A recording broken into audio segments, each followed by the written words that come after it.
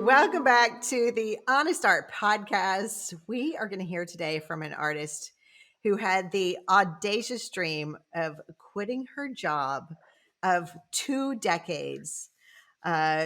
Becky Joan Springer, she was working in higher education, teaching counseling classes and running a center for queer and trans students before recently making the move to full-time artist. You're going to love her. Becky Joan Springer, like I said, she is incredible and her journey is so inspiring. We're going to get into today what it's been like to have this crazy dream and big goals and what she's been able to do to make this a reality ever since joining Art Biz for Rebels a few years ago. So, Becky Joan Springer, how are you doing? Hello, friend. I'm good. I'm so happy to see your face. I'm good. I am 6 months into this wild ride, and it feels like much longer and like yesterday. So, yeah. Isn't that crazy? It's like, it's almost like a trauma response. It's like, oh my God, what have I done? But Yes. also, what have I done? Yeah. Hell yeah. What did I do? And I'm so glad I did this. Yes. I'm so glad. So give our audience some context. I know you because a few years ago we met when you joined the art business program. Luckily for me, I also got to meet you in person last year in Italy. One of the greatest moments. It was like meeting an old friend. But for context, can you tell us a little bit about your upbringing and your background? Yeah, sure. Uh, so yeah, I think I'm thinking about it in relation to artistic pursuits, and I think about my background. I was always creative. I was always I have friends from high school who are like, you were always drawing, you were always doodling, but I never thought about it as anything more than just something I did naturally all the time. My parents, I grew up poor, working class, and I was good in school. And so it was always my way out was always an education and going to school. And so that was always the forefront of my mind was college. And so I went and got my undergrad and I studied sociology and gender studies, and I got really interested and really passionate about queer theory and gender studies and women's studies. And then I went and got a master's degree in that.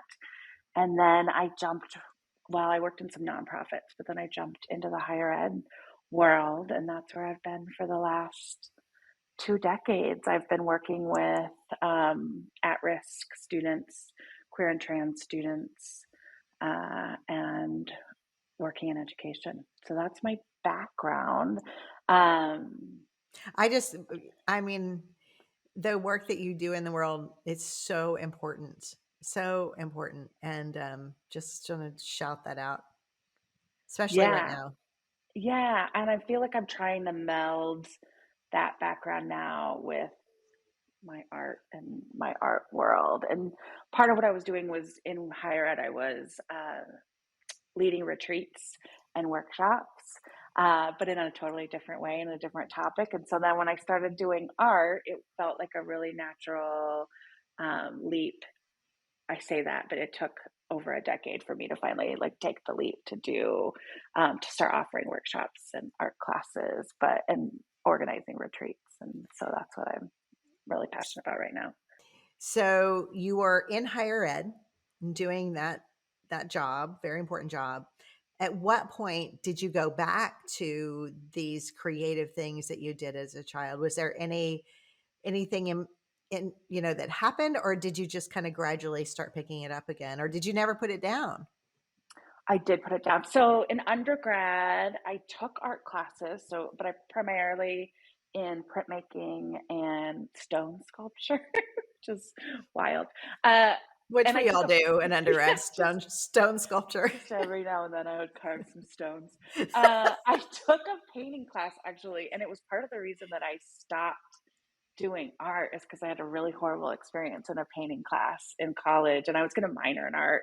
And anyway, I didn't go that way. I had a really horrible experience. And then I didn't Wait, you can't do, just tease us like that. Everybody that I know that stopped has a horrible story to tell. Mine was when my third grade teacher gave me my mushroom back and said, I did the assignment wrong and I just decided then I was an artist. But what is your story? oh, I took, which is so funny because it was a landscape class and now I paint landscapes sometimes. But anyway, so I took an art class and the art teacher accused me of making up my studio hours and basically called me a liar. But I just was really stuck in my head. And the way he wanted paintings, I was really meticulous and I took too much time and I overthought it. And it was totally the opposite, which is so fitting. It's the opposite of my style right now, which is intuitive painting and working really fast at the beginning, which is fitting, right? Full circle. But he accused me of lying and he gave me a really bad grade. And art ended up being one of my worst grades in undergrad.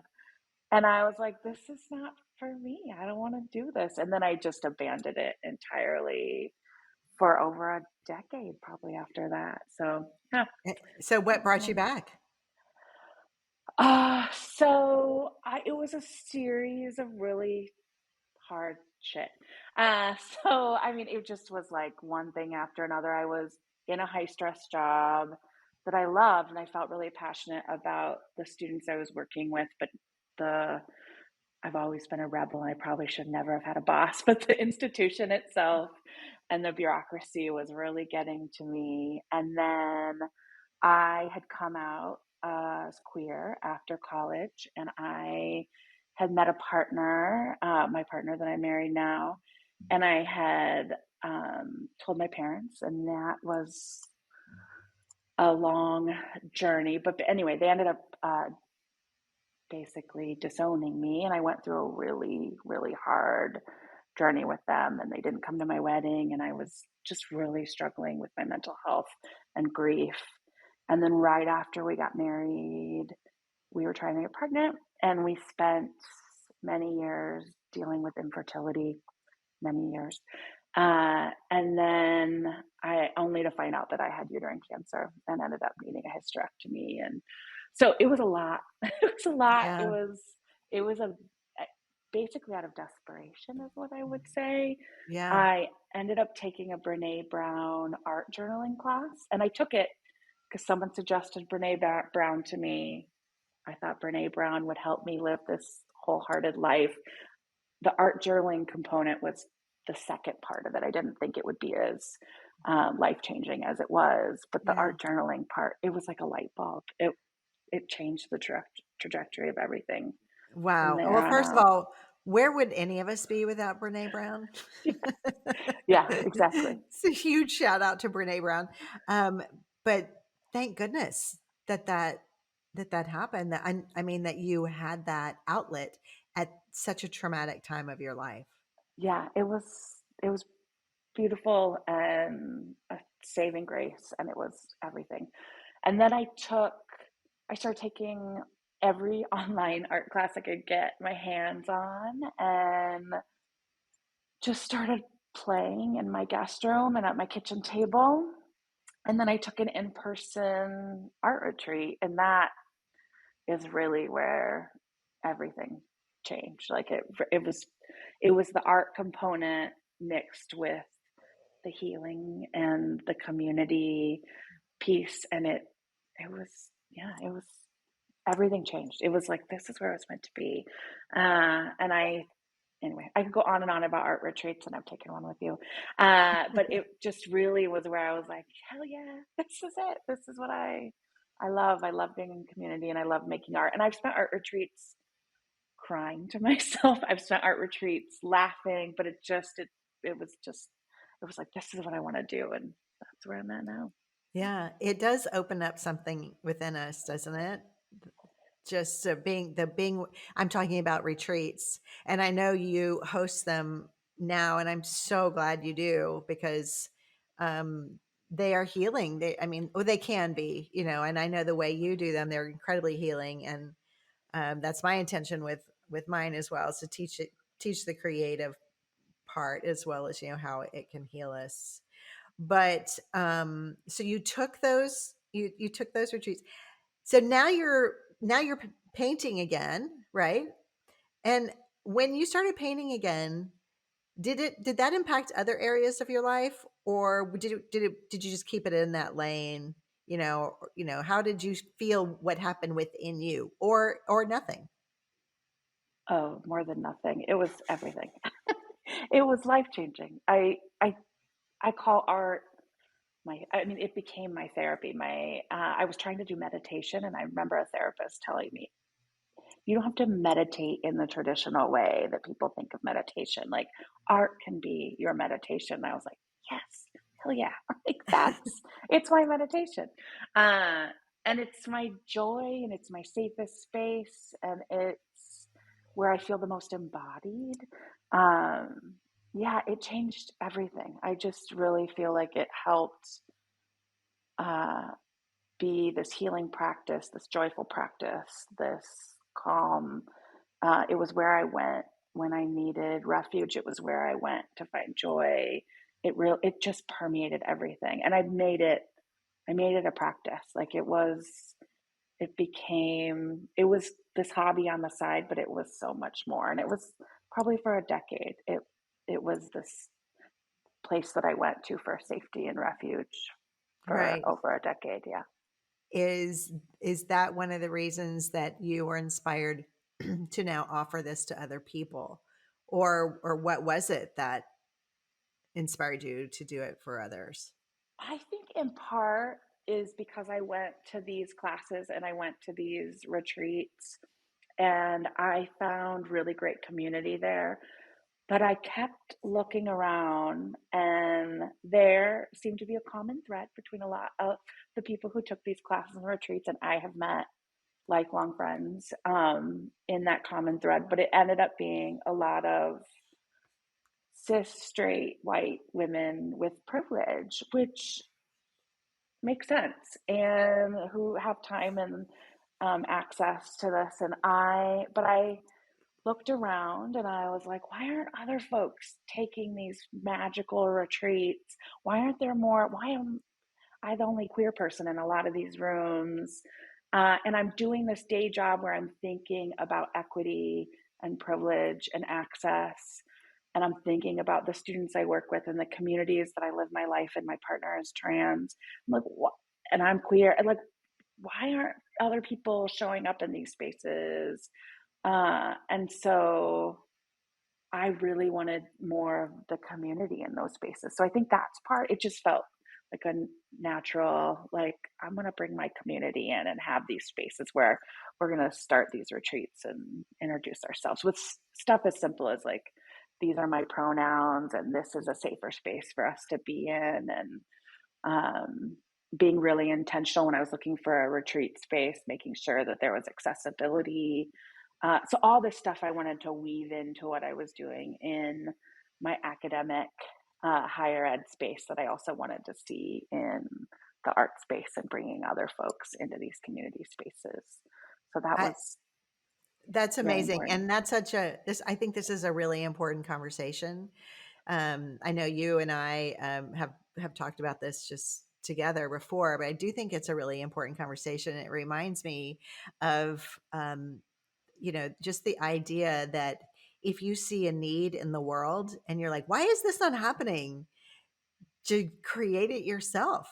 But that's all well and good, right? That sounds like, oh, that's such a great ideal.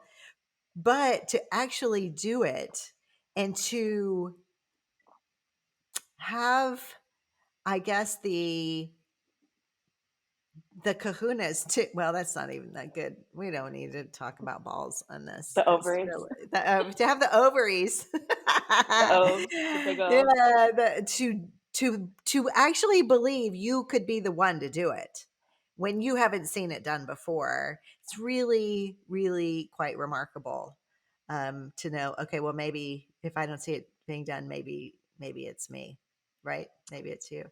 I think that is where you really helped me, though, honestly. Like, that was when I started working with you, and I probably was just focused more on the trauma I'd experienced and how this was a healing, uh, call for me, and you were like, "Oh, like, really, let's drill into your why and what makes you so special, and what you're offering." And I I knew that, but I was afraid to embrace it, in part because anytime I talked about being queer on Instagram, I lose the most followers, like, honestly. And but then I gain the people who I want in my space and who I want to be in my community and collectors. But every time I National Coming Out Day, anytime I talk about Pride, I lose the most followers. But then just thinking about, okay, who is my community? How do I want to show up in this world of creatives? And there's so many of us. Yeah. Well, I also want to say that, you know, being standing fully in who we are and the fullness, we're not going to be for everyone, right? But you are going to be, and this is, I'm glad you brought it up because I do talk about it. You're not going to be for everyone, but you're going to be for the right people, and they are going to think the sun shines out your ass. I mean, I'm quite sure the sun shines out of your ass, Becky. Right back at you. But it is scary. It's not to say it's not scary. There are a lot of times where, I feel strongly about uh, different social issues or, new legislation that comes down, and I will speak about it on my platform. And people who care very much for me and are looking out for me and for my best interests will suggest that I not be quite so vocal about my own views because they're worried for me that I will, lose business or lose followers. And I just think that I just have to, walk the talk.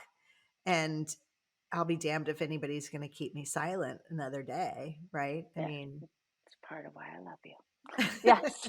Yeah, I mean, I appreciate that, and I appreciate other artists showing up and doing that, and I look for those folks in my world, and so I yeah. appreciate it. Well, you are an example of that, of showing up and showing up scared. Right? If anybody thinks that we stand up for our own belief systems and we don't have a little bit of fear in us, that they're mistaken. Yeah, I mean, I've been my mantra of late is A, I am worthy. Worthy is my word for the year moving forward, and then B, that I am making friends with fear. Like I'm terrified. What have I done?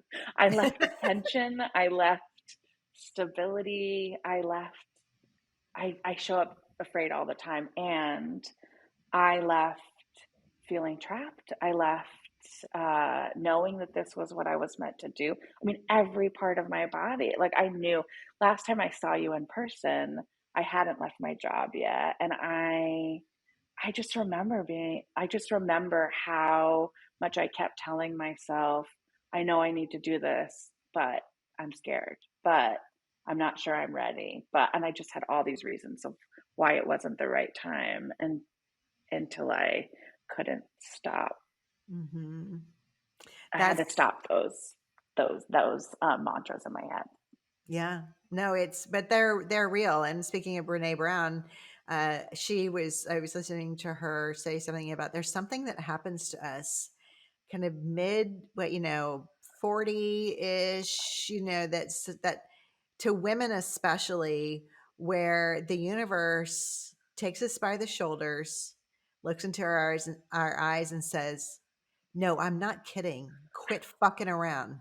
Yes. It's I time to do literally this. I read this. I went at one point and I was like, is this a midlife crisis? And I went online and I found something from Brene Brown and it was like, this is a midlife awakening. And I was like, this is a midlife awakening. This isn't a crisis and like this is the end of the world. This is like where it's gonna fucking start. So that's where I'm looking at it right now. I just started my life 6 months ago. So, was there a moment when you just said, it's now?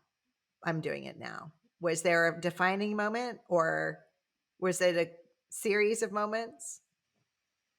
It was a series of events, but it was also I had just taken truthfully, I had just taken that art retreat with you in Italy, and I right before I had taken that retreat, I had taken a mental health leave of absence from my job the spring before. I was in the lowest of the low, and I think I was just fighting that. I knew that this was inevitable, and I was so scared, and every part of my being was like, "This is what I need to be doing," and I had all these other reasons why I shouldn't be doing them. Anyway, I had taken the Art Biz class with you. I had done all the research. I had gathered all the tools. I took that art retreat in Italy. We were in that wine bar the day that you and Jaden, my partner, we all were drinking, and you were like, "What are you waiting for? I believe in you. Like you, what are you waiting for? This is what you're meant to do." And I think I started to believe it. I honestly, I was so scared, and it really was this imposter syndrome that I could not let go of. And it's like something clicked. And then I went back and I went to my job and I went back and I said, I'm going to go part time. And I did it. I lasted 2 weeks. And then I was like, what am I doing? It was just this fallback, this crutch. And 2 weeks in, I was like, I can't do this. And I rage quit. Basically, I just like, I was in denial and I was like, I'm doing this. There's no going back. And I don't, I just, it was like I had seen some kind of light that I was like, I can't stop thinking about doing this. I can't stop making excuses. This is what I'm going to do. And so that was 6 months ago. And here I am. I know, I know. So in the last 6 months, you've done a lot. Because I follow you on Instagram. I see you selling paintings. I see you teaching workshops. I see you applying to exhibitions. I see you like really going for it. And I know you're only 6 months in, which is, just not hardly any time at all. Um, but it excites me because I see you doing the damn thing. Um, you are an entrepreneur now, right? You owning your own business, having an art business, where there is no fallback plan, there is no plan B, you know, that is wrought with fear and worry and imposter syndrome. And I know this because I've been doing this for almost 20 years and I still have the same worries and the same fears, but I'm able to look back and go, oh, I sold, and this year I sold this many paintings. I did this, and going back and saying, okay, this is how I'm doing it. Um, can you speak to some of the wins that, because we were talking before we got on here, we were talking about how we're not going to sugarcoat this. It's not all rainbows and unicorns when you're doing this. There's a lot of worry and fear. But have there been wins for you that you have celebrated? And if so, what are those?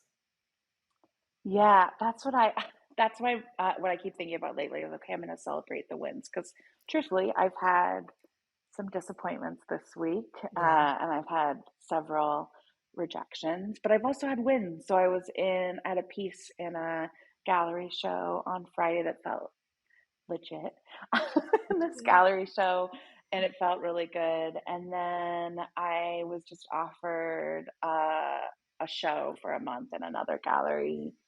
My last two workshops have sold out, which was really Yes. exciting. And I had wait lists, which was also very exciting. And yeah, those are all wins. I need to celebrate those and just remind myself that this is part of the disappointment is part of this process. Yeah. And I am making fear my friend, whereas fear was stopping me. I mean, doing this podcast, I was scared shitless. But I was like, I'm just saying yes to things that scared me, honestly. Yeah. I had I hosted an event on New Year's Eve I'm a huge Brandy Carlisle music fan, and I was asked to host a wine event, wine and art event, and I was terrified. And I'm going to do it. I'm going to do it anyway. And it ended up being one of the best nights and inviting people into the studio. So those are all I'm just really excited about. There's been a lot of wins. I have a um, another show coming up. So yes, there's been wins, and also there's been a lot of disappointment and rejection along the way, and I am determined to persist. And I had a mentor who told me basically that it was a bad idea for me to leave my job, and I'm determined to prove her wrong. So I'm using that as like, I am going to do this. Oh my And gosh, so, that has always been my biggest motivation. Please tell me I can't do this and I will prove you wrong, right? yes, watch me. It's the best. Can you speak to and this isn't something you and I talked about ahead of time, but I know that the work you do is important. Have you had any feedback from the community that you serve, from the people that have taken your workshops? And have you had any feedback on what people have experienced through taking workshops through you, from you? Oh, yes, yes. And I think that, well, I've had people tell me that this is what I was meant to do. Like after taking one of my classes, like this is where you shine. This is what you're meant to do, and that feels really affirming. And then I've had folks talk to me about how the space helps them in all the ways that it helped these retreats helped me previously, but Mhm. also that they get to show up and be their fullest selves and their themselves taking a painting class. And a lot of folks, I always am surprised, but I shouldn't be surprised. A lot of folks who have not done art in decades since they were kids, and how this is tapping into something for them that they haven't been able to tap into. And especially with the stressors of the world right now, that this is really healing for them, and to show up in community, an inclusive community, and to feel really seen and heard and safer in this space has really been affirming for me. And it's just a reminder like, oh, yes, this is exactly it's just constant reminders like, oh, yeah, this is what I'm supposed to be doing. And this is really beautiful. And what's been really beautiful is the mix of folks who show up and then get to, like I just there's something magical about community spaces around making art, and you show up terrified and vulnerable, and then you go through this and you're putting yourself out there, and then just how beautiful and healing to be that vulnerable around a group of people making art for as adults. And a lot of times, again, people who haven't done it and then walk away and just feel so affirmed and uplifted. And I have such a hard time describing what that community and that retreat space is like, but that is really one of the most beautiful parts about what I want to do. So it's, again, the art process is really important to me, but really it's about that community. Like that's my why. That's part of my purpose in doing this. And I know it is yours too, because I had that same experience in your retreat. It was, uh, yeah, it was so affirming and so beautiful, and I met people from all different walks of life, and you just walk away feeling so connected and so inspired and affirmed, and so Yeah. I hope I can do that. You absolutely are doing it. You are doing it. And this is important for, I think, all artists to understand. I've done interviews with very, very well established artists already. They've been doing it for a long time. They have a lot of financial success and other success. But I wanted to have this conversation with you. Number one, because I want the whole world to know who Becky Joan Springer is. But I also think it's important to have this conversation for so many artists who are thinking about taking the leap to do this and seeing what it's like at the beginning of the journey, right? Because those artists that I interviewed before that had all this success, they were once exactly where you are. But we need to talk about that. It's not that because it's scary and because it's hard, it's not that that's when we quit. It's just that we just keep going. As I said earlier, there's nothing in me that's unique except for the fact that I don't have a plan B. I don't have a partner. And I'm just not going to quit. I'm just going to keep going. And I've been an entrepreneur in many other industries, restaurant industry, organic clothing industry, wine bar, just different industries. And it's no different for those industries as it is for artists. It's just that artists have been told over and over again, this is a stupid idea. You really shouldn't do that. What the hell are you thinking? And so we have a tendency to believe it. Well, I would argue that you are more than that, and there is something special about you. But yes, I hear what you're saying. Yeah.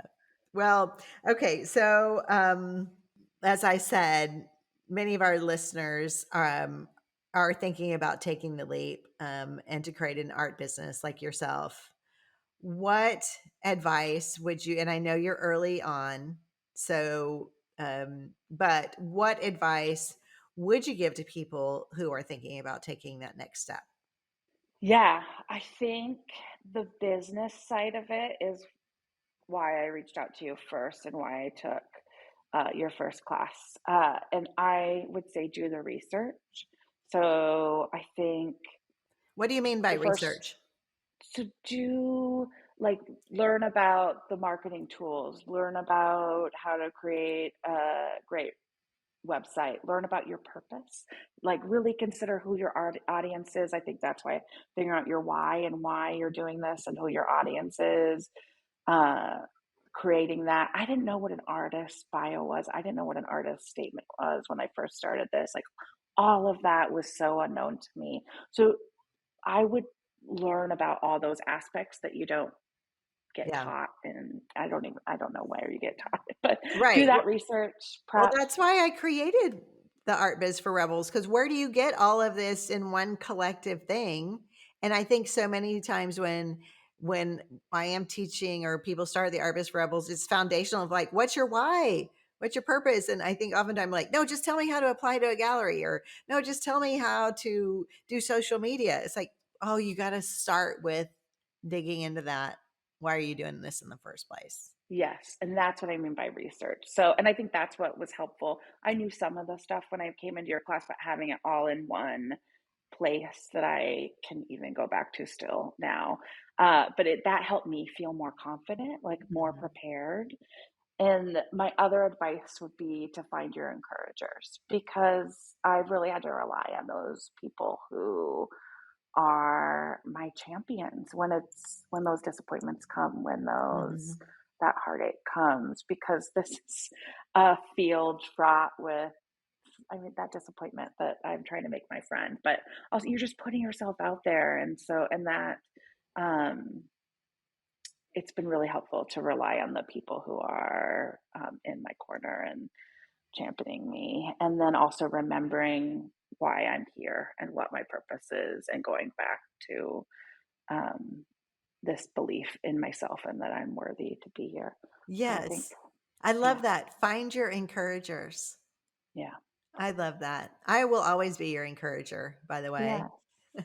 you are. And yes, we, I just think when I met you, yeah, anyway, we got along right away. And I was like, oh, she's my people. Like, Jody's my people. I'm so glad I met you. Well, likewise. So we have a tradition here of asking our previous guest to leave a question for our next guest, and they never know who they are. So before I get to your question for our next guest, I'm going to ask you the question that our previous guest asked. And their question was, what is your true north? So yeah, I feel like I'm talking about all this heavy stuff, and then I'm going to tell you my true north. My true north is radical joy, uh, and I remember, That has to be why you and I yes, oh connected my so God, much. right away. And honestly, I think about retreats too because they can be really heavy. I had lost my luggage when I showed up at the retreat with you, and I was a mess. I didn't even have a toothbrush. Anyway, I was a mess. But then what I remember of that week is not that, it's how much laughter and how much joy. And I feel like I am I am queer. I am fat. come from poor working class family. I've been disowned by my parents. I have trauma up the wazoo. Like I'm a cancer survivor, all this stuff. And I am determined to find joy. Like that's my true north. And not to say I don't have mental health stuff that comes along with that, but I really like, part of that is finding gratitude, part of that is in community, part of that is in art. But that is my true north, is really, it's finding that radical joy and surrounding myself with people who bring me that joy, going to concerts, practicing. Um, yeah, it's my true north. It's what I'm doing every day. So I'm looking for a radical joy. I love that. I love that. And I see it. I'm glad that that we're going to have snippets of this that are video, because I want people to see that smile that you have. Your smile is absolutely radiant, and your relentless pursuit for your own joy and your own happiness is palpable. So thank you for never letting go of that and for Yeah, relentlessly pursuing that. thank you. Um, so, what would be your question for our next guest? So I think related to that is, how do you cultivate joy in your creative practice? I love that. So, the question is, how do you cultivate joy in your creative practice? Yes, Love exactly. that. Love that. Becky Joan Springer, how can people find out more about you? Yeah, I am primarily on Instagram at Becky Joan Springer. I'm also on Facebook And is and my that, website. we'll put it in the show notes, but it's, how do you spell it? Becky, right? Yep, BeckYoanSpringer. And that's my Okay. website as well. And then I'm just gonna start a YouTube channel, I'm gonna record a class, all the stuff. But this is where I'm at right now. So Instagram, Awesome. Facebook. Awesome. And if they wanted to find out more about how they can work with you in your workshops, where would they find that? Yeah, my website, Becky Joan Springer, or Instagram. That's where I show up the most. Okay, awesome. It's been such an honor to talk to you, and I Oh, am so I'm so glad you're in the world and that you're teaching and you're creating your art. Your art is absolutely stunning. I'm glad people are going to be able to see it on Instagram also and on your website. So everyone, do yourself a solid and go follow and check out my friend and artist Becky Joan Springer. Thanks for being thank here.